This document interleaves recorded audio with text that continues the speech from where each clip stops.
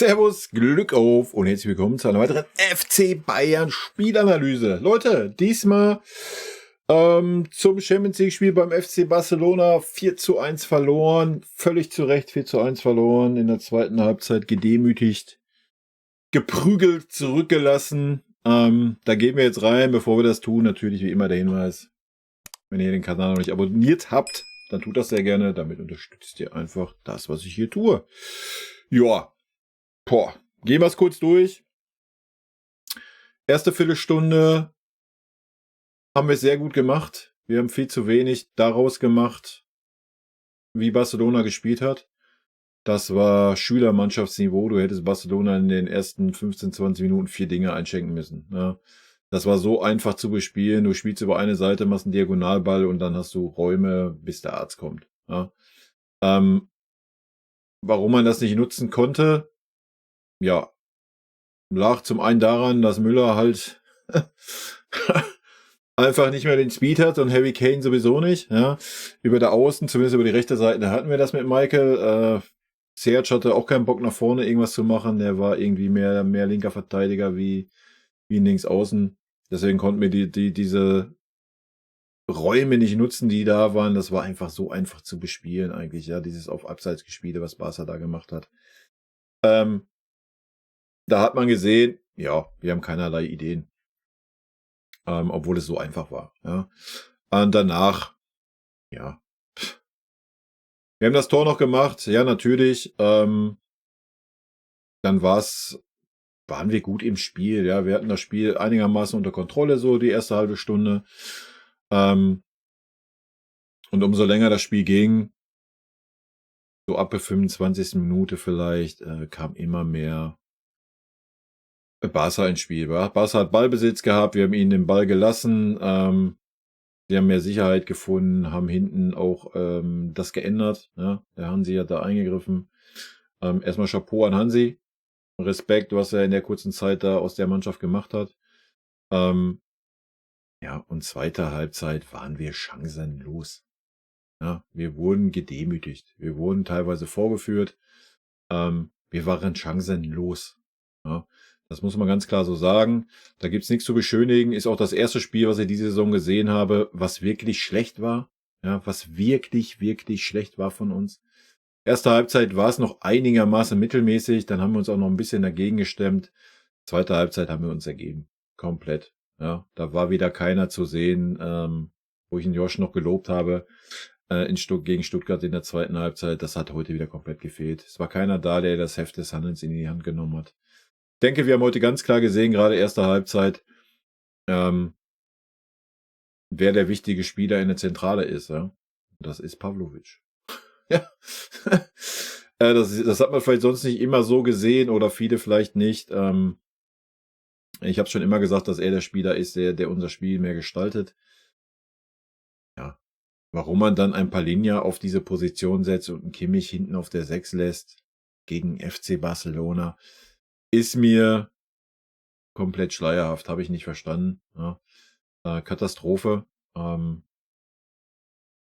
wir haben keinen Plan B gehabt. Kein Plan B, kein Plan C, kein Plan D, gar nichts.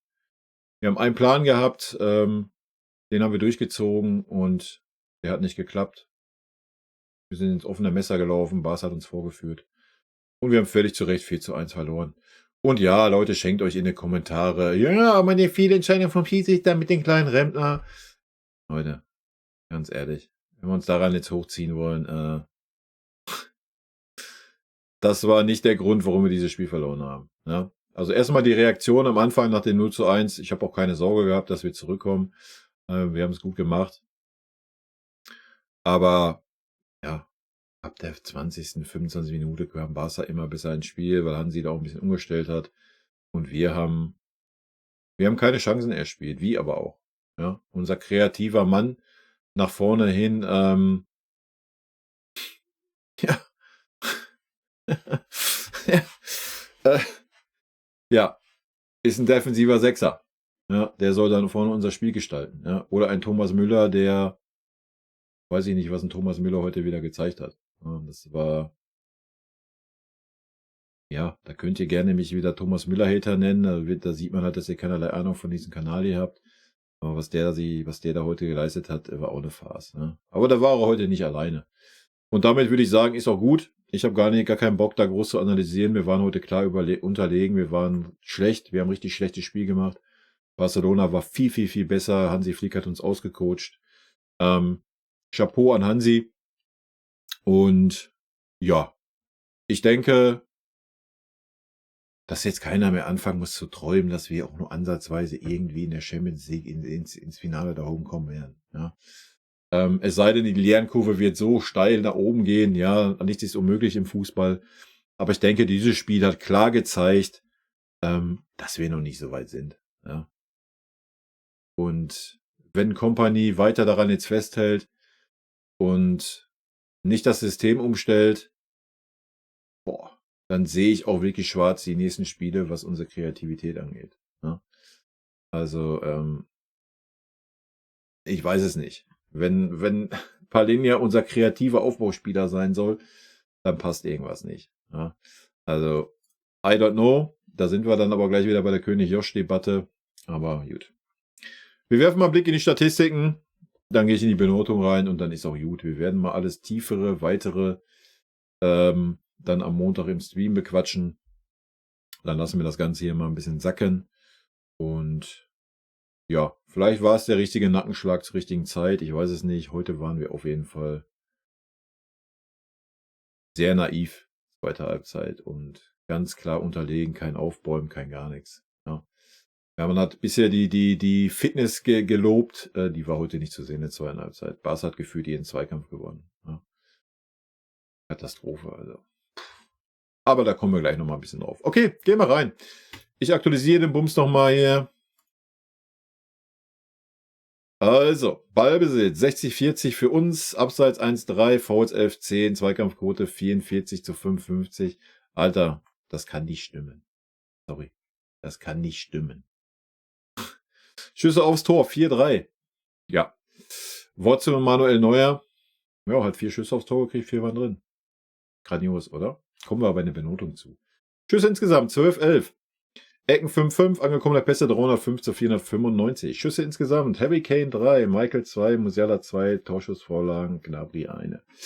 Gewonnene Zweikämpfe, Kim 8, Davis 7, Kane 7. Harry Kane steht hier als drittbester Zweikämpfer. Wenn jetzt wieder irgendeiner kommt, Harry Kane ist zu alt, ist sein Geld nicht wert oder sonst was. Hey, setz dich hin, Wichser! Gibt's das? Okay, Ballkontakte, Kim 101, Upa 91, Davis 80, den Rest schenken wir uns. Ja? Und damit gehen wir auch direkt rein in die Benotung. Vincent Kompany, heute Note 5 von mir. Warum? Ich meine, ich habe die Aufstellung 1:1 so erwartet. Ja. Was schon dumm war in meinen Augen, aber andere Geschichte. Es war klar, dass die Aufstellung so kommt, aber du musst dann ein Palhinha den defensiven Part spielen lassen. Wo ist denn bitte der Sinn? Ja, du stellst jetzt einen Palhinha auf. Der vorne, der erste ist, der presst, der die Pressinglinie anführen soll. Wenn du doch so spielen möchtest, ja, sorry, dann muss ein Palhinha auf die Bank und dann musst du einen Conny Leimer dahinstellen. Ja, wenn du so spielen möchtest, dann musst du die Spieler dafür aufstellen. Wenn du ein bisschen Kreativität haben möchtest, ja, dann stell verdammt nochmal ein scheiß Kimmich auf diese scheiß Achterposition und ein Palhinha auf diese scheiß Sechserposition. Ja, habt ihr heute gesehen, wie ein Kimmich maßlos überfordert war? Maßlos überfordert auf der Sechserposition. Ja, wow, wie überraschend, wenn da so hochklassige Gegner kommen, dass ein Kimmich maßlos überfordert ist, wenn da Spieler kommen, die schnelle Körpertäuschung und sonst was haben. Ja, wow, was eine Überraschung. Katastrophe. Ja, wo ist da der Sinn? Also sind wir wieder dabei, König Josch muss da spielen, wo er, damit er einen Vertrag verlängert oder was ist gerade Phase, Alter? Ja, heute war das perfekte Spiel, um Kimmich auf Rechtsverteidiger aufzubieten. Und ein Palhinha ganz klar als defensiven Sechser und vorne dann halt ein Conny Leimer, der die Presswurst macht. Also Katastrophe. Ja, deswegen Note 5. Die Auswechslung viel zu spät. Kein Zeichen in der Halbzeit gesetzt. Gar nichts. Ja? Null. Und das, obwohl Spieler wie Müller, Gnabry Vollkatastrophen waren. Ein Kimmich, der eine gelbe Karte hatte. Ansonsten die Leistung auch eine Katastrophe war. Ja, Josh, auswechseln, fertig. Ja, was soll das? Habt ihr den König Josh in der zweiten Halbzeit gesehen? Hat er ansatzweise einen Führungsspieler gemacht und hat sich mal aufgebäumt? Nee. Also raus in der Halbzeit. Die Leistung war eine Katastrophe, die der Mann gezeigt hat.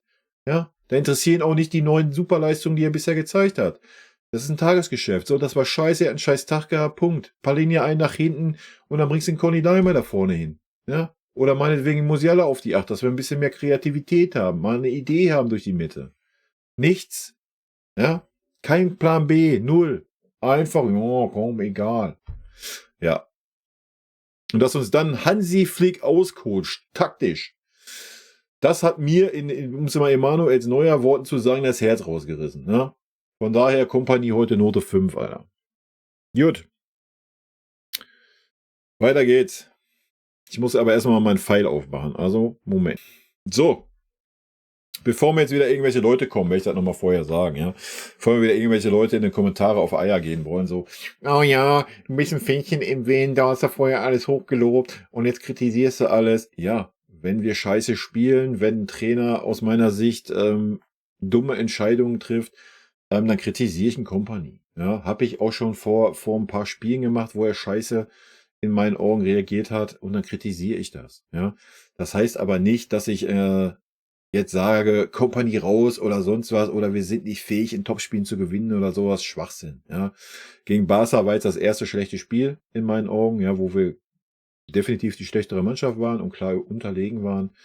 Aber das ist auch klar, ja, dass solche Phasen kommen. So, wir sind nicht gefestigt. Das Spielermaterial ist halt selber, was er letztes Jahr geliefert hat. Ja? Der Einzige, der da neu drin ist Michael. Ja, was erwarten wir? Ja, dazu haben wir einen Neuer, der über den Zenit ist. Wir haben Müller, der über den Zenit ist. Leute, ein Beni Company kann ja vieles, aber zaubern kann der auch nicht. Ja? Das muss man mal ganz klar sagen. Und deswegen waren die Leistungen bisher sehr gut. Ja? Aber nichtsdestotrotz gehen wir hier gnadenlos rein. Ja? Die Spieler werden gnadenlos so bewertet, wie ich sie gesehen habe. Und da ist es mir egal, was sie die Spiele davor geleistet haben. Nur um das nochmal klarzustellen. Gut, gehen wir rein. Manuel Neuer, Note 6. Ja? Da könnt ihr mir erzählen, was ihr wollt. Manuel Neuer, Junge, der strahlt nichts mehr aus. Der strahlt keine Sicherheit aus, der strahlt keine Ruhe aus. Der hat ein Stellungsspiel, was eine Katastrophe ist. Ja, die Palinja-Gegentore, die Raphinha-Gegentore waren eine Katastrophe vom Stellungsspiel her. Alter, wie kann er denn aus dem Winkel die Dinger ins lange Eck kassieren? Sorry, warum? Ja, oh ja, da kommt ein Stürmer. Oh, scheiße. Oh ja, ich laufe jetzt erstmal rückwärts, Tippelschritte, 5 Stück. Oh, ich habe gar keine Ahnung, wo stehe ich denn genau? Wurde lächerlich. Wir haben 4 Schüsse aufs Tor gekriegt, alle 4 waren drin. Ja? Was ist das denn bitte für ein Torwart, Alter? Was ist das bitte für ein Torwart? Das zweite Tor von Robert Lewandowski. Was macht der Neuer da? Was macht der Neuer da? Was hat er da zu suchen? Beim ersten Tor lag er schon auf dem Boden. Okay, kannst du sagen, Raphinha, seine Klasse, dass er ihn da umspielt und ausdribbelt und machen und tun. Glücklich sah er da auch nicht aus. Ne? Das hat nichts, aber auch gar nichts mit einem Neuer vor 3 oder 4 Jahren zu tun. Ja? Wir müssen jetzt mal langsam wirklich mal die Diskussion aufmachen. Das ist gerade kein Torwartspiel, was in einer Top-Mannschaft. Der Neuer bringt uns nichts. Ja? Gar nichts. Jeder Schuss, nicht nur in diesem Spiel. Jeder Schuss Frankfurt dasselbe. Jeder Schuss aufs Tor ist drin. Jeder Schuss. Wir können ja jetzt davon reden, ja, die haben alle einen Sahnetag, Blasülz. Leute, wenn das in jedem Spiel so ist, dann ist das irgendwann ein Muster. Ja, und da muss man mal langsam hinterfragen. Ja, wir brauchen mal einen Torwart, der uns halt auch mal in einem Spiel hält. Ja, wir haben schon immer einen super offensiven Fußball gespielt. Schon immer. Ja, und wir haben oft genug einen Torwart gebraucht, der uns dann auch mal in einem Spiel hält. Ja, das passiert bei Manuel Neuer nicht mehr. Gar nichts. Das ist ein Durchschnittstorwart, der da hinten drin steht. Nicht mehr. Ja. Katastrophe, was der für Bälle spielt. Wie er die Innenverteidiger jedes Mal wieder in Bedrohung bringt. Wie er einen defensiven Mittelfeldspieler in Bedrohung bringt. Wie er die Bälle einfach herschenkt, die dann schneller wieder vor seinem Tor landen, als er den Ball langgeschlagen hat. Das ist ein Durchschnittstorwart. Ja, ich schwör's euch, stell den Ulle 3 Spiele in die Kiste rein. Ab dem 4. Spiel ist er stärker als Manuel Neuer, wenn er Spielpraxis hat. Ja, das ist eine Katastrophe. Sorry, damit brauchen wir nicht reden, dass wir große, wichtige Spiele gewinnen. Da musst du halt auch mal einen Torwart haben, der uns auch mal in einem Spiel hält. Ja, Katastrophe. Katastrophe werdet ihr heute noch öfter hören. Spart euch eure dummen Kommentare dazu. Gut. Nächster Experte, Rafa Guerrero. Warum der Typ so lange auf dem Feld war? Keine Ahnung, Note 5 für mich. Ballverluste ohne Ende, schon erste Halbzeit. Ja. Zweikampfverhalten, defensiv nicht vorhanden, offensiv nicht stattgefunden. Ich schenke mir das Wort Katastrophe, aber es war auch von ihnen eine katastrophale Leistung. Ja, das war gar nichts. Gut. Opa Ominjay. Opa war der ein bisschen fickriger war heute. Der auch dann den Ball beim ersten, wo Kimmich dann da noch zwischen war. Aber gut, das ist die Spielweise unter Kompanie. Ja, die Innenverteidiger sollen 20 Meter in die gegnerische Hälfte gehen und die Spieler da verfolgen. Und dann muss er natürlich in der Rückwärtsbewegung hinterher. Ja, dafür stand dann Kimmich, der es nicht geschissen gekriegt hat. Ist die Frage, macht man Opa da jetzt einen Vorwurf, macht man Minjay da den Vorwurf? Wenn du aber natürlich 4 Gegentore kassierst, ich meine, das Gegentor dann, wo Opa noch durch die Beine geschossen wird, da sieht er natürlich unglücklich aus. Und so weiter und so fort. Ja, aber wenn du 4 Tore kassierst, kannst du auch nicht davon reden, dass die Innenverteidiger jetzt super stark waren. Ich sehe Opa bei einer 4 und ich sehe Minjay bei einer 3,5. Minjay war für mich noch der sicherere und der sich auch mal ein bisschen mehr aufgeregt hat, da mal versucht hat, irgendwie noch Einfluss zu nehmen. Das war von anderen ja gar nicht gegeben. Ja. Aber Minjay hatte dann 1, 2 Stockfehler, gerade erste Halbzeit, aber ja, ich weiß nicht, ich finde es schwierig, jetzt alles so auf die Innenverteidigung zu schieben. Von daher ist da heute noch ein bisschen Gnade vor Recht, was die beiden betrifft. Gut, damit kommen wir zu Fonzie Davis. Tue ich mich auch super schwer zu bewerten, ähnlich wie Upa und Kim. Davis war teilweise noch der am auffälligsten war. Dann wurde er aber auch wieder, aber das kann Fonzie aber auch nicht. Ja. Wenn dann da ein Ramal kommt, Leute, ein Fonzie Davis kommt nicht klar gegen einen technisch starken Spieler. Da kann er noch so schnell sein, da kann er 3-mal an dem hoch und runter vorbeilaufen, der kriegt den Ball nicht. Ja, du kannst eine Schnecke sein vom Tempo. Wenn ein technischer Spieler kommt, hat Fonzie keine Schnitte mehr. Ja. Ansonsten war Fonzie wenigstens der wenigstens mal irgendwas versucht hat über die linke Seite offensiv. Da war kein Gnabry, da war kein Koman, wo der auf dem Feld war. Der einzige, der da ab und an mal was versucht hat, war der Fonzie. Ja. Von daher sehe ich Fonzie bei einer 3,5. Gut. Als nächsten haben wir Palhinha.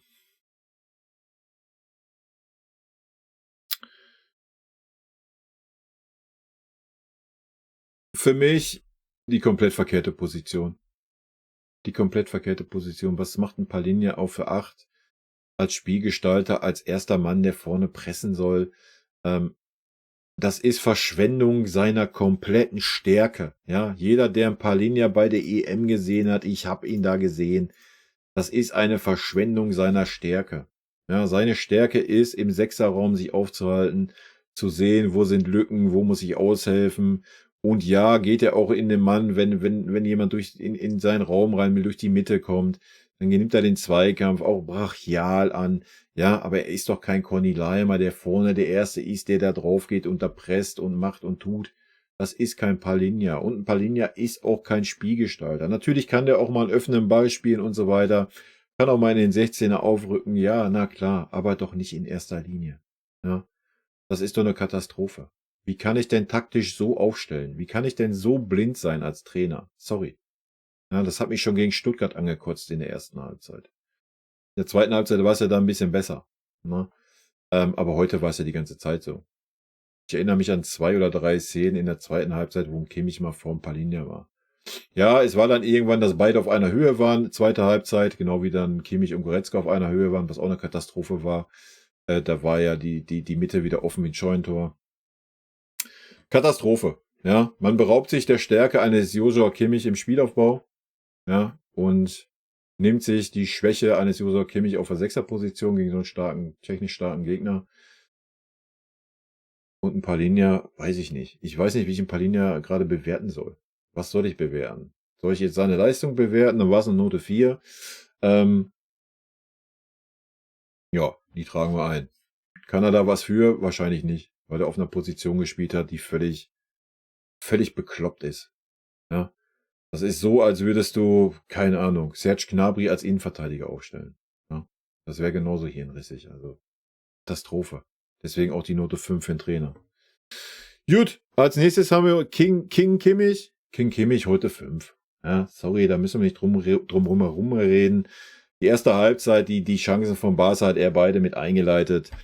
Hat keinerlei Ruhe im Spiel gehabt, war total überfordert, ja.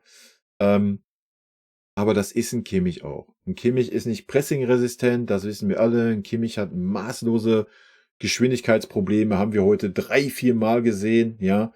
Wenn nicht öfter, ja, dass er in der Rückwärtsbewegung gar nicht mehr hinterherkam, obwohl er der Gegenspieler noch erst hinter ihm war. Katastrophe, ja.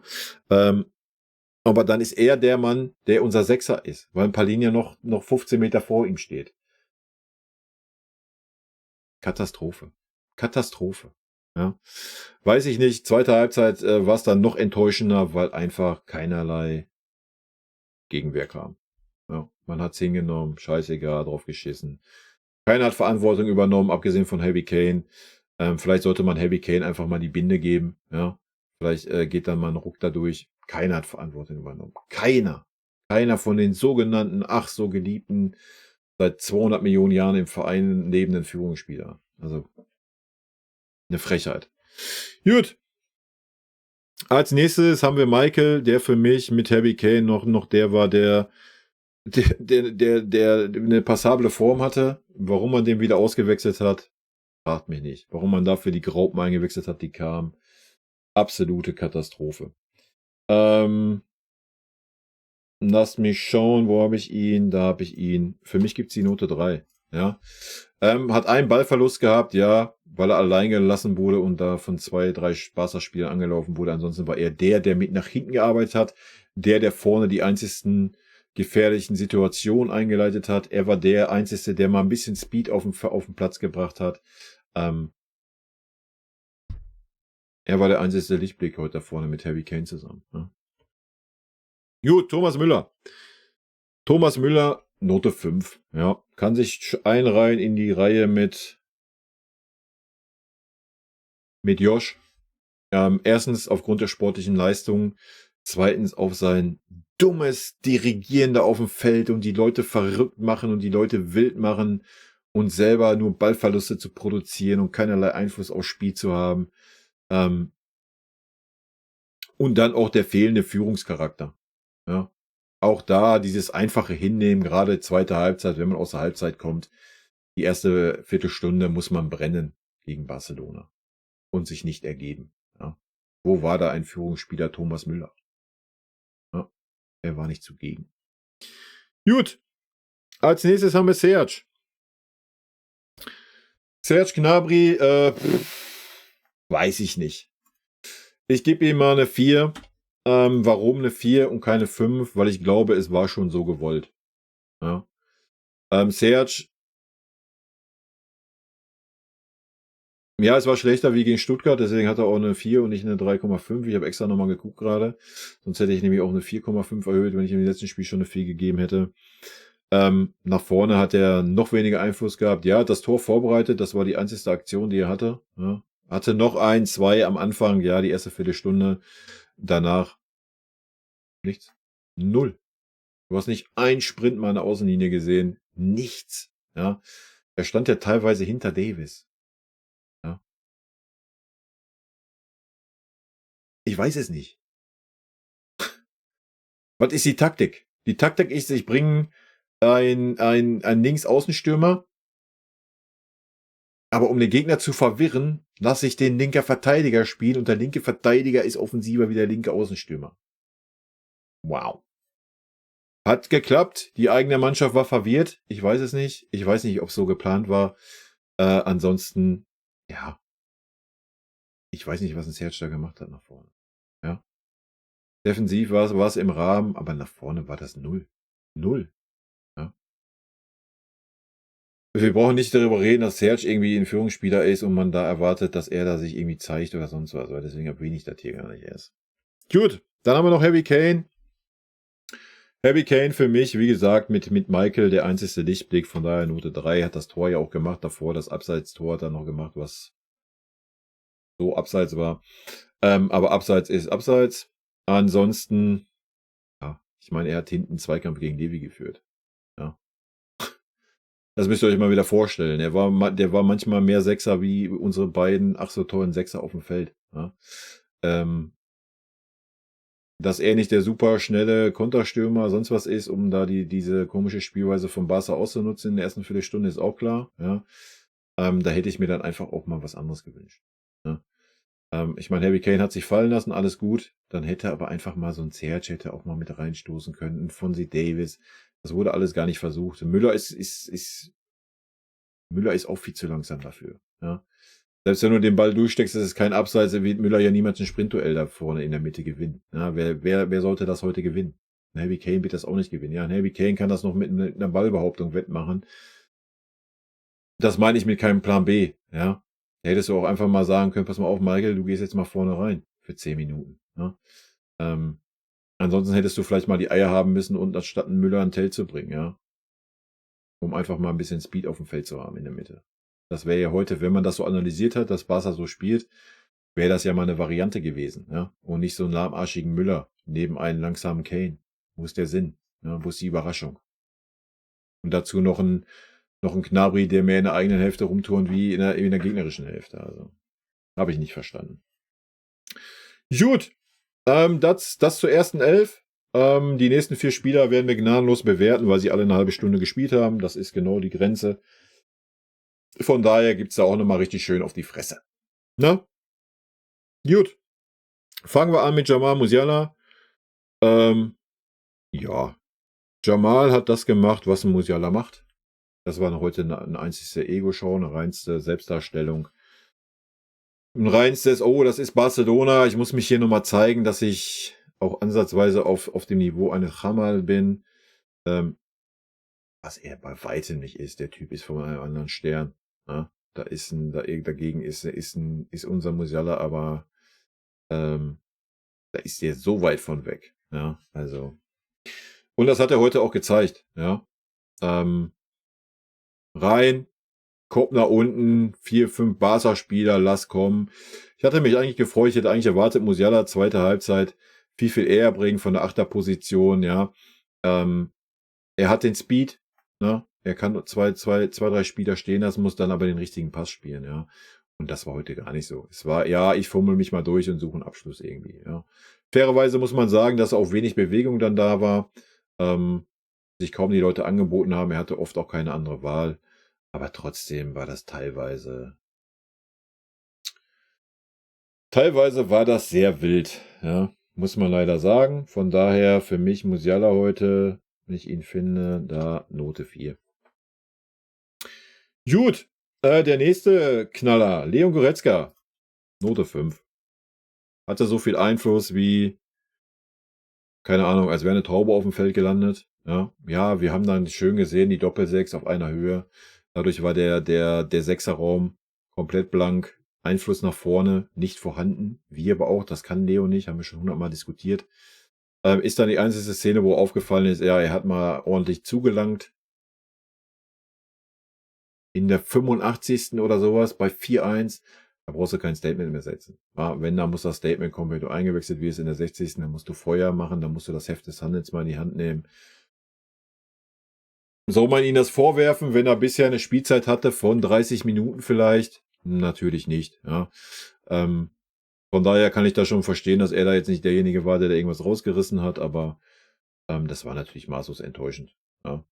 Gut, in dieselbe Riege, aber ich blende die Bildchen ein, da gehen die anderen beiden natürlich auch, ja. Da müssen wir ja gar nicht drum herum reden. Coman, Note 5, ja. Katastrophe, das Tor gegen Stuttgart hat mit ihm gar nichts gemacht.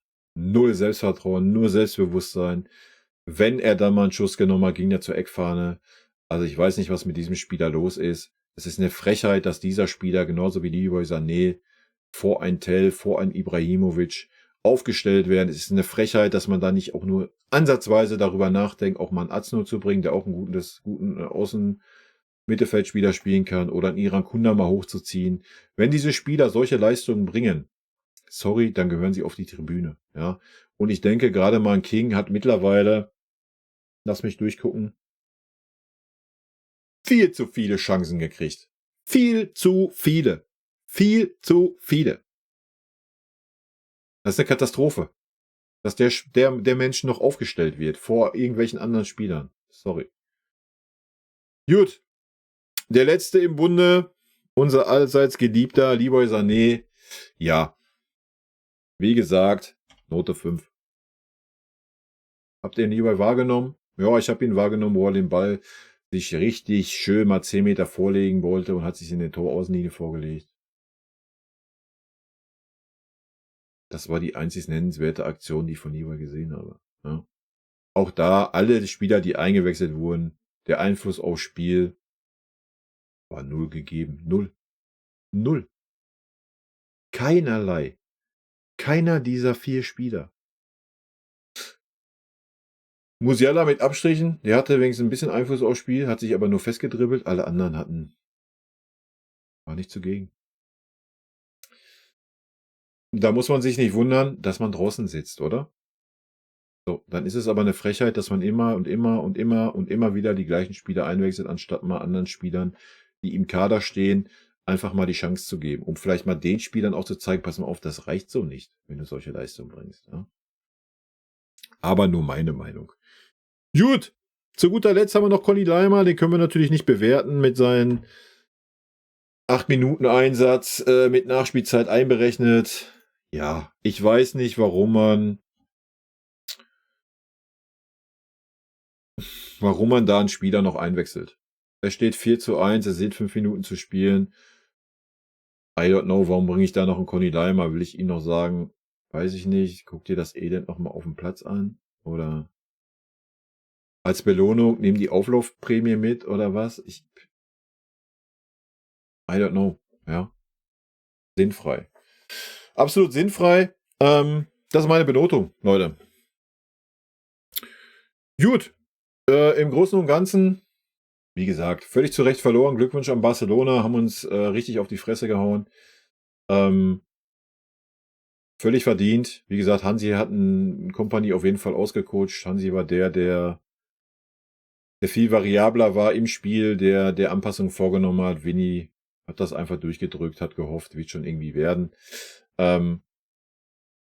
Nochmal, sollte das so bleiben, dass ein Palhinha unser Achter ist und Kimmich unser Sechser, ja, dann wird das jetzt gegen Bochum reichen. Ja, keine Frage. Dann wird das aber schon in Mainz im DFB-Pokal schwer. Ja. Dann gegen Union und gegen Benfica Lissabon, die defensiv beide sehr, sehr gut sind, wird das dann schon ganz anders werden. Ja, na klar, wirst du dann wahrscheinlich wieder Musiala in der Mannschaft haben, anstatt Müller. Du wirst also ein bisschen Kreativität haben. Ja, aber heute war das so einfach eigentlich, das Spiel in den ersten 15, 20 Minuten, wie ausrechenbar Barcelona war. Ja. Hättest du da einen Spieler gehabt, der einen Spielaufbau nur ansatzweise hätte gekonnt, hättest du die zerlegen können. Ja, das war wild. Aber hätte Fahrradkette. Am Ende des Tages haben wir völlig verdient 4:1 verloren. Das erste schlechte Spiel diese Saison in meinen Augen. Und daraus gilt es jetzt zu lernen, die richtigen Schlüsse zu ziehen, ja. Und nochmal, entweder stellst du ein Palhinha auf die 6 oder du stellst ihn gar nicht auf. Palhinha auf der 8, ich weiß nicht, was das soll. Kommt mir jetzt nicht damit, das ist eine Doppel-6, eine Doppel-8, das war es nicht. Wenn ihr das Spiel heute gesehen habt, das war vielleicht mal in 2, 3 Aktionen so, dass beide mal auf einer Höhe waren. Ansonsten war Kimmich gerade die erste Halbzeit der klare Sechser. Kimmich war der Libero. Ja. Kimmich war der abgesichert hat, wenn Upa und Minje aufgerückt sind und die Stürmer verfolgt haben in die gegnerische Hälfte. Dann war Kimmich der Sechser. Und das haben wir gesehen, wie das geendet ist, oder? Also, wo ist da der Sinn? Sorry. I don't know. Weiß ich nicht. Ja. Ich denke, es könnten turbulente nächste Wochen werden. Wir werden es erleben, ja. Aber es ist ja das Schöne. Es wird nicht langweilig bei uns, ne? Dass wir noch nicht so gefestigt sind, wie ich vielleicht, ja, ich will ich jetzt gar nicht unbedingt sagen, aber wie man vielleicht gedacht hätte, wenn man die Spiele gesehen hat. Gibt natürlich jetzt den ganzen Laberköppen recht, die sagen, ja, gegen die Spitzenmannschaft 1 an Leverkusen, besten Bilder Frankfurt, gehe ich nicht mit. Ja, die Spiele muss man ganz anders bewerten. Heute war das erste Spiel, ja, wo man sagen kann, wir haben völlig chancenlos 4-1 verloren. Völlig zu Recht auch. Da gibt's gar keine Ausreden, ja. Da können die sich auch gerne hinstellen, die ganzen Herren, und können wieder anfangen. Von den 15 Spielen hätten wir, wenn wir so gespielt hätten, 15 verloren. Ja, das kann man dann heute mal bringen, dieses Beispiel. Grüße gehen raus. Leute, das war's. Nichtsdestotrotz wünsche ich euch eine schöne Restwoche. PK kommt noch.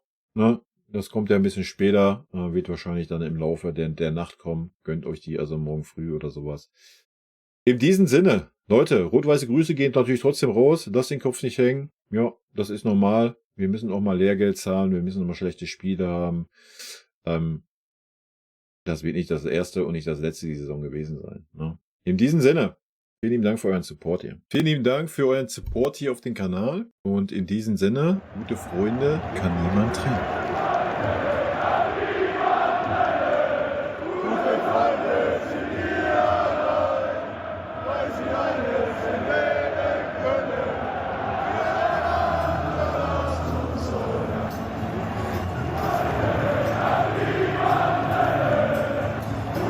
Freunde sind wir.